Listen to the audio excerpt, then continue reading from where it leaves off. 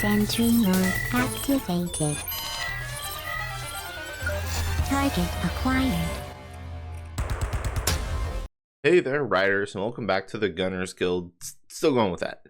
Today with the launcher stories 2, I'd like to talk about the weapons that we're allowed to use, kind of how combat works a little bit, and some simple tricks and things to keep an eye on in combat. So first, let's just get into the weapons themselves. Stories 2 has 6 weapons across 3 damage types. You can carry 3 weapons at a time, anytime, and kind of swap them once per turn for free in combat.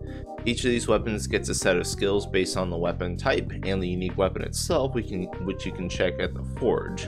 You can also unlock new skills for each weapon by doing specific quests in game, usually based on crafting weapons of that type. Now of our 3 damage types, you have cut or sever, blunt, and shot.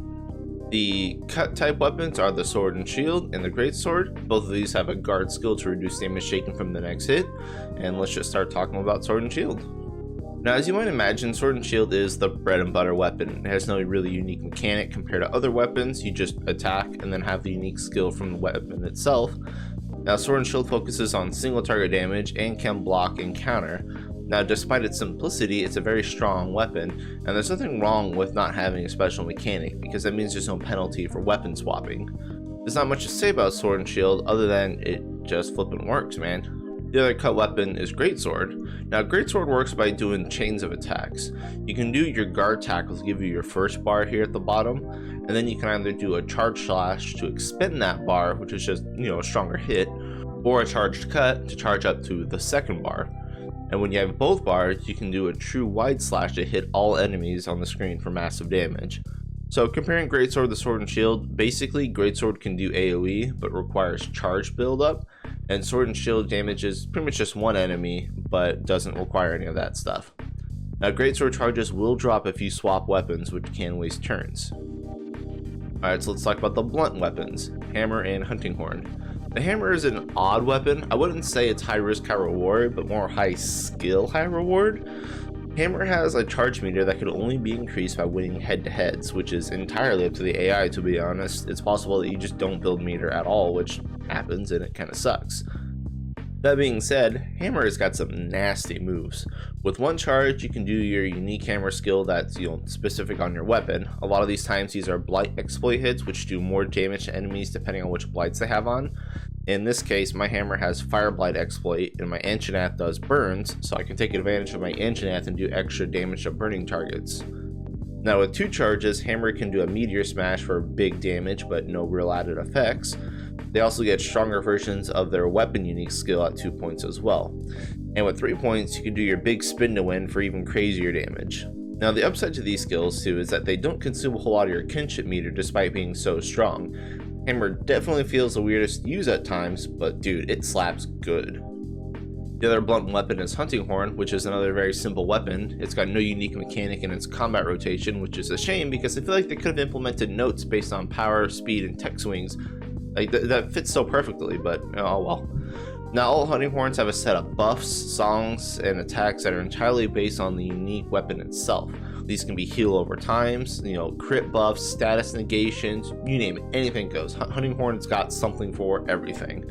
Hunting horn has a wide array of party buffs that it can do, but basically that's it. Again, simple weapon like sword and shield. You have buffs and then you just swing. But the utility it brings far outweighs its low damage output. But I mean, isn't that how hunting horn always goes, like in every Monster Hunter game? But yeah, it's still a solid weapon. Now the last 2 weapons are the shot type, which is bow and gunlance. Why Gunlance? I don't know, but Gunlance. It's official gunner weapon, everyone. Shares hit zones with bow now. Now both of these weapons do have absolute evasion skill, which negates the next hit done to them, but it does cost more points than the guard skill. So let's just talk about bow first though. Now bow has its unique mechanic, which is charge again, and this is more annoying than anything because you remember Future Sight in Pokemon where it does nothing but like 2 turns later it does a hit? Yeah, it's kind of like that. So basically you're going to spend your turn charging and do nothing, and then the following turn you can use your shot type skill, and then after the turn you're going to follow up with a power shot, which appears to be about the same damage as a regular shot anyway, which is kind of weird. Now, you do need a charge to use your bow special shots, so you're going to be charging a lot. This also means that if you charge and you need to swap weapons, well, you're just wasting turns. So be careful with bows. Now, The bows themselves are simple, and if you played Monster Hunter games before, it's going to make sense. But basically, every bow's unique skill will be a combination of a shot type, a la pierce, spread, and rapid, and a coating, like poison, para, and power coats. Coatings you could probably figure out. Poisons can poisons, para can para, power does more damage, that kind of thing. The shot types are a little bit different though. Now, rapid bows shoot a volley of arrows at a target, which is cool because when they crit, all the arrows crit. Now, spread shots hit all enemies on the screen, so you can do some AoE damage there. And pierce bows are really misleading. The description for pierce bow says that it does heavy impact damage to a monster part, which to me sounded like, you can do blunt or impact damage, so you can kind of swap between two damage types with the pierce bow. That would have been really cool. But no, it just does more damage to monster parts, which I assume are, wings, tails, head, and not the body, because, that would include basically everything, right? Then how would it be different than rapids? But yeah, bonus damage to monster parts. Rapids are just more damage to everything, I guess. But that's it for bows. Bows are, simple. And lastly, let's talk about Gunlance. Now, from what I can see, every Gunlance has the exact same set of skills, so that's kind of boring. But Gunlance has a ton of skills. Gunlance have 8 shells, and you're going to be gaining them at the start of every turn, and by winning a head-to-head. So you can potentially get 2 per round, but that also depends on the AI. Now, Gunlance can use 2, 5, and 8 shells for different attacks that'll give them huge amounts of kinship meter if you perform them and win a head-to-head.